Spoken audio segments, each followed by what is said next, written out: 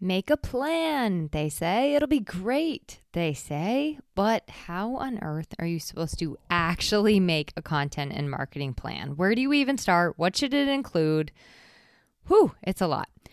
I am 10 years into entrepreneurship and 6 years into my writing business, and I have tried all the planning methods. And let me tell you, there is only one way to make a plan. There is only one path forward, the one true answer. It is always, it depends. Are you surprised? That is pretty much my answer for everything in business, life, what I'm doing next Tuesday. But don't worry, even though it does depend, this week I'm going to give you some ideas to tangibly make a plan that works for you. My hope is that this inspires you to make 2025 your best, most consistent, and abundant year yet. Welcome to Content with Character, the weekly podcast that'll give you the momentum you need to create content with more ease, clarity, and laughter. I'm your host, content copywriter Emily Aborn, and I'm all about unconventional marketing approaches. I believe in your big ideas, and I'm excited to help you share them in a way that's distinctly you. Hello! Guess what I'm doing this week? I bet you won't be able to guess, even if I gave you 1 million guesses. I am taking it easy, and I should just say easier, but it's been a rockin' and rollin' October and November over here, and before kind of setting into the sunset with my last few clients of 2024, this week I am taking some much-needed downtime and soaking up niece and nephew silliness and family time, and that's going to be happening for pretty much the rest of the week, but not today. Today, if you are listening to this in real time, tracking with me live here on the Content with Character podcast, today I'm actually going to be doing a couple of end of year focused things for my business. I'm getting a little energy tune-up / tarot session with my local girl, Lindsay Dreyer. She is like the bee's knees when it comes to being A, an awesome business owner, and B, she really helps to pull out things and dreams that are stuck inside you that you didn't even know existed yet. So I know that sounds a little woo-woo and out there, but you know what? Anything I can do to get a little bit of clarity coupled with some relaxation and also spend time with a good friend who is a savvy business owner. Yes, sign me up.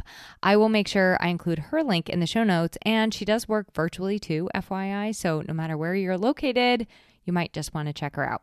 Secondly, next up, I am meeting with 3 website designers who I collaborate with throughout the year on multiple projects. We're doing like an end of year check-in. So basically we're going to be celebrating what went well. I will be asking each of them for feedback in areas I can streamline my process, improve what I'm delivering to our clients, and just improve overall. And I'll also be discussing pricing with them, making sure we're all on the same page, rates are fair, everyone's feeling good for everything that we do moving forward. And lastly, I'm going to the dentist. That has nothing to do with future planning or my business or any of that. It's actually my least favorite thing in the world, but it does help when I show up for clients on Zoom and I still have all of my teeth. So I will count my blessings. Last week, I had a whole day actually set aside with some of my closest business friends, where we got to spend the day like talking shop and reflecting and dreaming and planning for what we really want in 2025. And I actually have something exciting in the new year that I'm going to be sharing with you about kind of what has all happened in this whole process for me. So I am in it, my friend. I'm in end of year mode, which I live for. If you know anything about me, you know I love reflecting. I love the celebrating. I love the planning. I love the visioning. I'm not really like a big time goal setter in the classic sense of the word because it's just not how I operate, which is another story for another day. But I do love a plan. And I also know that in a plan, when I create a plan, there are many things that are outside of my control. and they cause those plans to go awry. So 2024 has actually really taught me this quite a bit, more than any other year in the past. And I've learned that the way to make a plan is really to make an agile plan, right? So make a plan and then do not allow yourself to be rigidly attached to it. Always be expecting something to go differently than planned. And also, sometimes that actually looks like and means that it wildly exceeds your expectations. So agility and flexibility for the win in the coming year.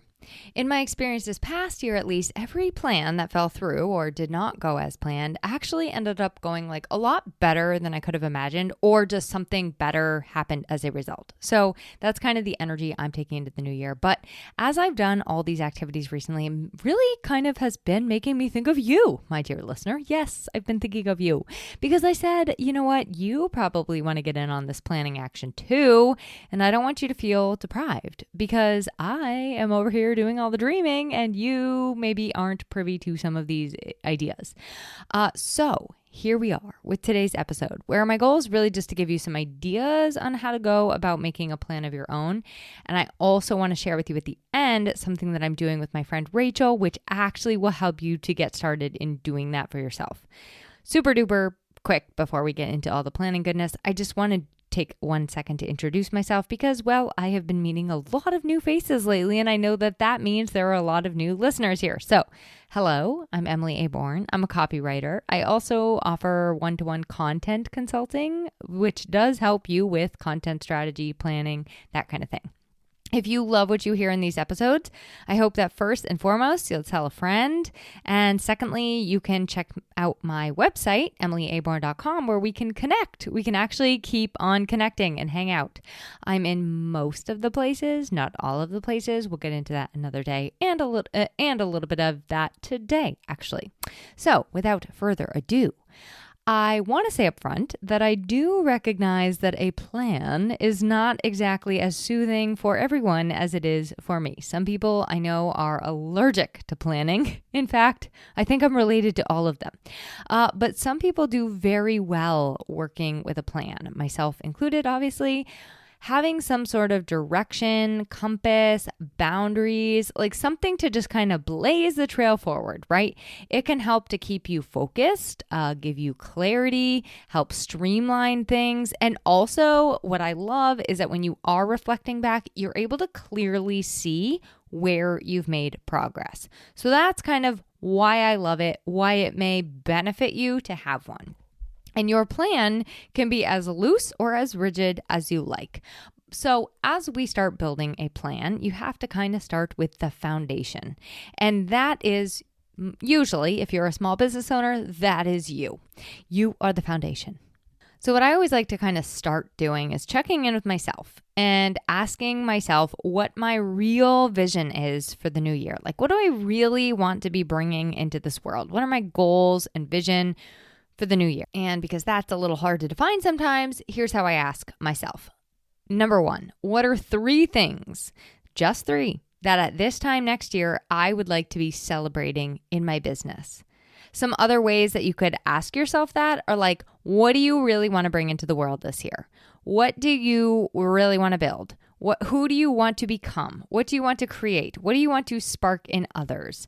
Some examples might look like maybe you have a certain income goal, or it's a little more broad and you want to just increase brand awareness, or you want to connect with a certain type of person or clientele. Maybe you want to gain more leads this year. Maybe one of your goals is to retain existing customers or launch a new product or service or offering into the world. Or it's something less tangible, and that is okay too. But what is it for you? What are 3 things that at this time next year you would like to be celebrating in your business? And I say 3 because it really does allow you to focus and stay on track. But if you're a big dreamer, like, go ahead, go up to 5. That's fine. I think more than that is kind of a lot. So I would stop yourself at 5, but What I wouldn't do here is choose goals and visions that are totally out of your control. So for example, my goal this year was to be a guest on 30 podcasts. Once I passed 30, I went for 50. And as I'm sitting here today, I think I'm at 46, and I may not hit that exact goal, but I'm getting close. And I had a really good, what I want to say about that goal is I had a very good amount of control over whether or not that happened. So a lot of it was I reached out to podcasters. I asked podcasters who they knew that they could introduce me to be a guest on their show. I did it often. I did it at a certain cadence. I, refined what I was sending to them over time. So a lot of that goal, what I'm trying to say is a lot of that goal was actually up to me, right? It was about those small action steps. So choose your future celebrations based on things that you can actually take action on to help yourself get there. And that's why, honestly, I can only handle 3. I'm like, I can only realistically keep track of 3 things I'm doing on a regular basis. So let me add to that. Choose things that are inspiring to you. Don't just pick goals and visions for the sake of goals, right? Not like I want to get I think of vanity metrics. I want to get to 1 million followers or 8,000 subscribers. It's great, but why? It's kind of, fine. If that is your true goal, that is fine. But I think that finding things that are a little more inspiring to you, and sometimes that just comes down to defining the why that thing is inspiring. What do you really want to learn? What do you really want to do? Who do you really want to be, become, offer? Who do you really want to connect with? Where do you want your business to take you in the coming year? So I want this to be fun, and I want it to feel like dreaming. I don't want it to feel like pulling teeth to find those things that you want to shoot for. Don't just set goals for the sake of goals. And I think same with planning. Don't just plan for the sake of planning, right? Do it if it's truly something that is going to help you to stay motivated and keep lighting you up. So after I pick those 3 things, I do a little past year review. I have to weed out the things that did not work for me this year. And sometimes those things pop up in the moment, but you kind of forget them or you just deal with them. That's actually another very common thing that happens. You just kind of deal with it. So last week's episode, I did give you some, but here are some in a kind of different way. Here's a couple I like to ask myself. What's gone really well in my business this year? What new things did I try in my business this year? What new ways did I collaborate and connect with others in my business this year? What am I celebrating from the past year? Or what goal did I achieve in this past year? What clients did I work with? And how did I feel about working with those types of folks? What is something I am just ready to let go of and move forward from? Sometimes getting some clarity around those things, you start to discover, there are some things I do need to change a little bit to get to where I'm dreaming of going next. And for me, that is exactly why I like to meet with those website designers. I want to make sure that things are going smoothly as we elevate and grow because we're doing it together. We are collaborating together. So I'm also able to look at certain opportunities that I might have tried this year that did not go so well. So I may have tried some new things and I'm like, that wasn't for me, but I did learn a lesson. So for example, this past year, this is one tiny example out of many. I tried going all in on Reels, and I think I did it for 2, maybe 3 months. I ended up finding it very tedious and very time consuming with very little response. And but why though? My reason for actually doing them, this is kind of silly. It's not really achieving the why that I would be wanting it to achieve. I also tried, one more thing I tried was being a sponsor of something, and I did not actually end up loving that as much as I thought I might. I also joined 3 communities, and I kind of ended up I always give things 3, when it comes to groups and communities, I always kind of give it 3 times, 3 experiences, and then I can decide, is this for me or is this not for me? So those were the things I tried this year, and some of it brought me back to my roots, and some of it gave me ideas for what I might like to do next. So that's something you can kind of look at for yourself. Then I like to look at what I'm currently doing, what I am actually committed to, and I have some tons of thoughts around this, but what I'm actually committed to in my marketing, what I offer in my business, and then like all the other ongoing commitments that I have. I need to actually get a clear picture of like where my energy is being spread. I'm going to be doing an episode soon on boundaries, and we're going to go over all this again too. So don't like feel like, also, I did include some pretty extended show notes for this episode. Sometimes I'll do that if there's like a lot of information. So I did include that. So make sure you check that out if it's of interest to you, but we will be going over this again. But I do look at everything that I'm doing in my marketing, everything I'm offering in my business, every commitment, and I review each one. How's it going? Do I like it? Do I hate it? Is it working? What might need to shift? Like I kind of do a post-mortem, if you will, on all of that stuff. Because my opinion is if you're unable to be consistent with like the things that you're doing, you probably are doing too many things and you probably need to cut something out. And you probably need to cut something out anyway. But if you love it and you're like just ready to rinse, repeat, and let's go, then I want you to keep putting your energy into those things. So with that, we've reviewed, we've reflected, and we can take what we want now moving forward. You can add in from there, like hopefully you've pared down your list a little bit. You've pared down some of your commitments a little bit. And now you can add in new things to try, new things that feel good to you. So we're eliminating what doesn't work.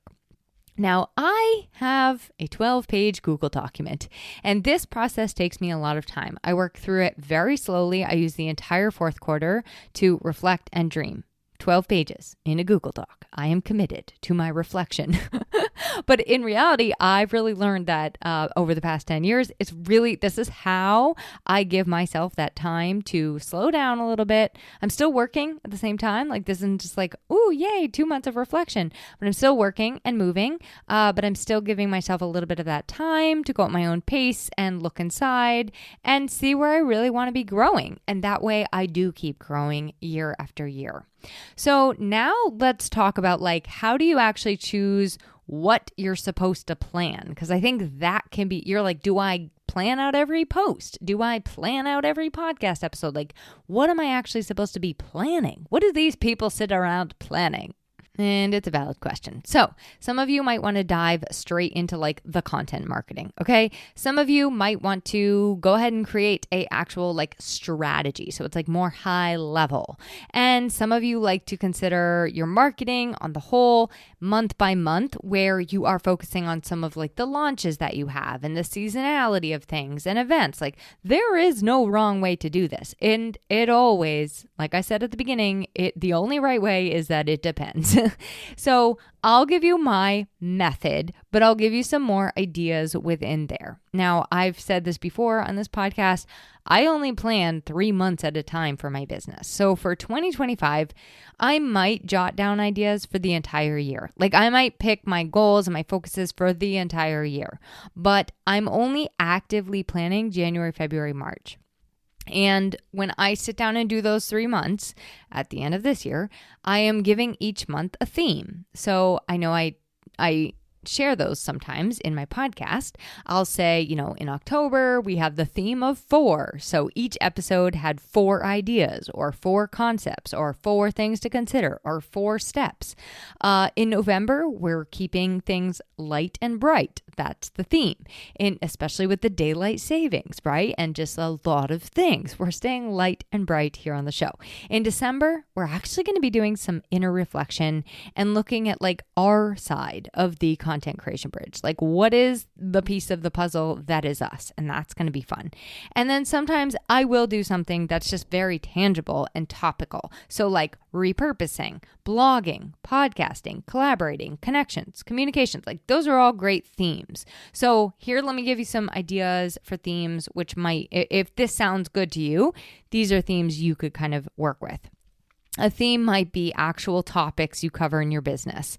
So if you are a website designer, it might be topics like SEO, brand design, logos, copy, right? It might, and I don't know what else. I'm not going to get into the granular here, or try to pick themes for you because that's probably not a good idea. But you could also do like seasonally based themes. So like think about like, what are my ideal clients feeling, my ideal clients and customers feeling in each month based on seasonality. You could do a theme around things you're actually selling and promoting. So like, what do I need to sell in January? What do I want to promote in February? What do I want to promote in March? You're just choosing one thing to focus on each month. Now, that does not mean you can only talk about one thing for the entire month, but it gives you guardrails. So I also love themes on like what's on your mind, what's sparking your interest right now, or like that's what I often do. Or you could do specific, I bet you could do a theme based on every single pain point of your or feeling of your client. Like you could make a list of more than 12 feelings and pain points of your client and focus an entire month on speaking to that. Or you could do an entire month speaking to a type of person. So for example, maybe January, you talk to caregivers. Maybe February, you talk to single parents. Maybe March, you talk to authors, right? So you could think of it like that, or scrap this idea entirely. I don't care. I'm not attached to your planning. No, just kidding. You could scrap it entirely though and come up with something new on your own. But I do love themes. Call them whatever you want. I like them because they keep you on track. They bring this level of cohesion, like a level of cohesion that people cannot even put their finger on. It's just like a feeling. Like throughout your brand, you're like, something is nice about this message this month. And it gives you a focus on what you're going to share. Some months it's really handy because I can build off ideas week after week. And I can refer back to last week and I can refer back to last podcast. And if I get a new idea that's like totally off kilter, totally random, I just plunk it into a forward idea another idea sheet, or I put it in a month where it fits. And I know, okay, I don't need to follow that shiny object. I don't need to do it right away.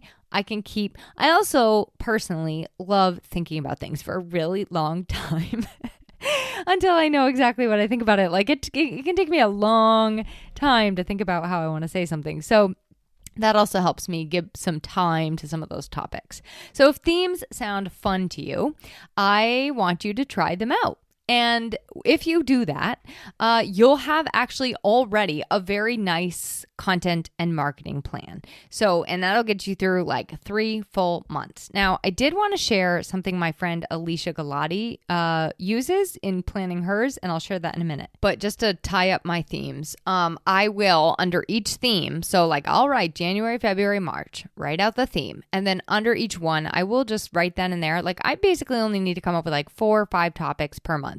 Usually I'll do it however many podcasts I'm doing that month because I sync everything else up around that, like my email and my social media. So I will jot down 4 or 5 ideas under each theme. And it's just literally bullet points. So now you're able to see, oh, these big ideas are actually already starting to come to individual content pieces. It's awesome. And I also will choose for each month, I will choose 3, I'm going to call them goals, but let's call them focuses. So for example, in January, what am I focusing on? Number 1, I'll be booking my February clients. How many will I be booking? Number 2, I will be reaching out to X podcasters to be a guest on their show. Number 3, I will be attending this networking event.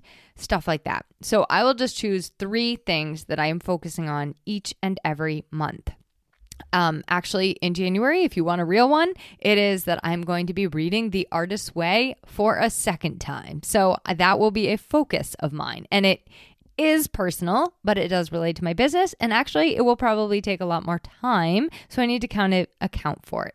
So in January, I pick 3 focuses. Every month, I just pick 3 focuses. You don't have to do that at the end of the year. You can always do that like as it comes up each month, but I do recommend doing it ahead of time. You can also, as an alternative to that, pick like 3 platforms you're going to focus on. Or let's say a platform is one of your focuses, or a product or service is one of your focuses, or maybe a collaboration or event you're doing is a focus. So like just pick 3 things per month. And that's all I really do to get started. I just do 3 months at a time.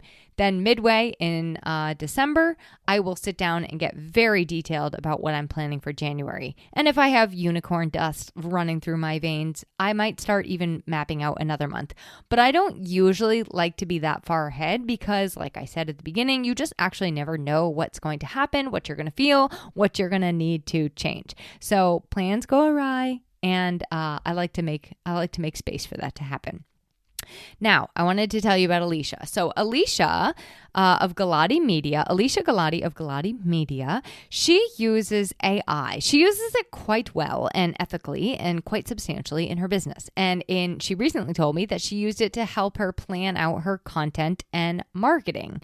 And so I actually thought it was really a great idea for some people. And what it generated for her was like this month-by-month action plan for her marketing and visibility. So I was like, oh, that might be right up some of your alley. So do check out the show notes. Please check out that extended show notes because I gave you the prompts that Alicia shared and kind of how you could get it to write that all out for you.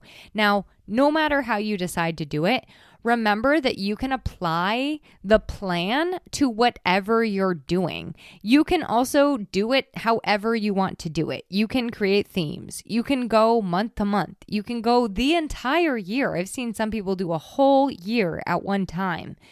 And you can also adapt the plan to whatever you need to focus on. So like if you do like to plan down to the micro goal, you can actually take your big picture plan, like whatever works for you, and bring it down to those little items. Like if you're creating a content marketing plan, you can actually start using your big plan to outline everything out. If you're set on social media strategy and that's what you want to work on, you can really map out those specific platforms, what it looks like, how often you'll share, all the specifics right then and there. If you're networking, speaking, podcast guesting, that kind of thing, you can start right then and there looking at what that looks like for you and put the who, what, why, where, when right there on your plan.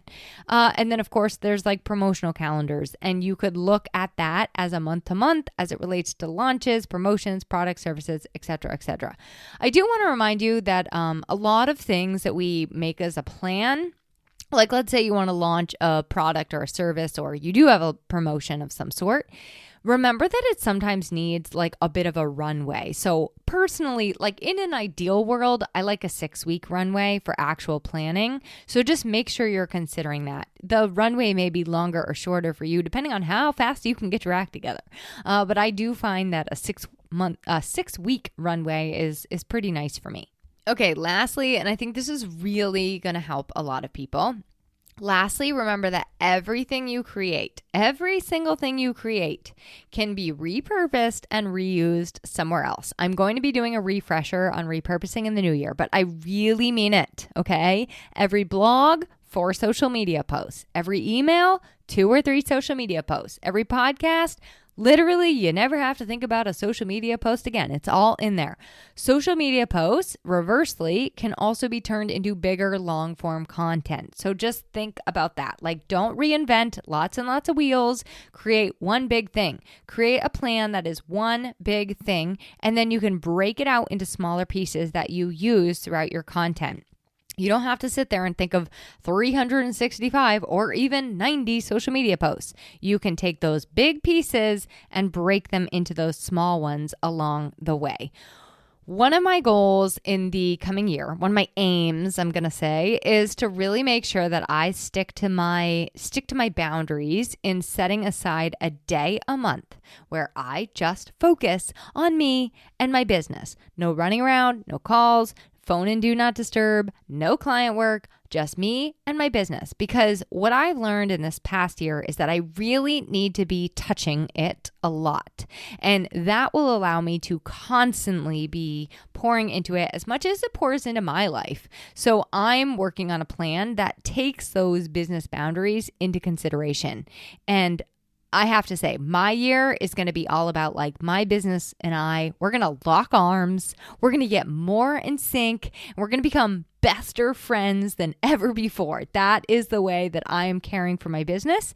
And it's going to allow me to show up as the best possible business owner and copywriter I can be. Okay, I think that's it. And I think lastly, I'm a big believer that we need to experiment and try new things and be consistent and at the same time, be consistent with things. So like, I want you to create room in your plan to do experiments. In fact, I'm a big fan of doing experiments. I do lots in my personal life and also my business.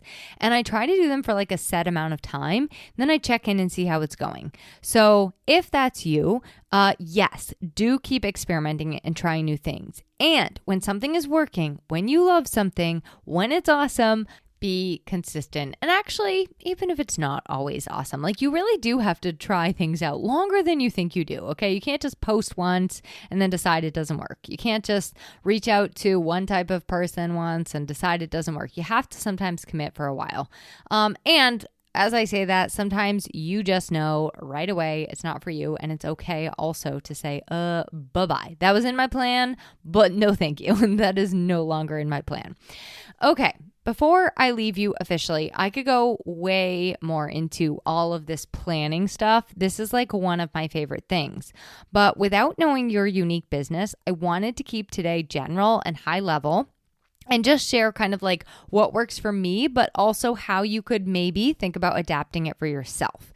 I also want to remind you that like if this totally isn't your thing or this made zero sense to you, there is always somebody like me. I mean, I would love to be that person, but there's other people out there that you can pull in alongside you to really help you make that plan. I also think it's just like more fun to make your plan with somebody else. So because I think dreaming alongside somebody else is so much fun, my friend Rachel and I actually decided we were so excited about planning and dreaming, and we decided to put something together for you to get in also. So on December 13th, 2024, 10 a.m. Central Time, 11 a.m. Eastern Time, I don't know what that is, 8 a.m. Pacific Time, we are going to be doing a Dreamstorm 2025, and we are going to kind of ground ourselves, reflect a little bit, dream about what we really want in the new year. And we're also going to talk through how you really can decide, how you can really concentrate on managing your time and your energy and your commitments in the coming year. So if that sounds at all enticing to you and you're just curious, check out the link in the show notes and it will give you a much more detailed description of the workshop. I really would love to see some of you awesome people there. And on that note, I will chat with you next week. Happy planning! Thanks for listening to this week's episode of Content with Character. If you loved the episode, please make sure to subscribe to the podcast, rate, review, and share it with someone else you know it could help. For more content and visibility tips, visit my blog at emilyaborn.com and be sure to connect with me on Instagram at emilyaborn. I'd love to hear how this inspired you to take action.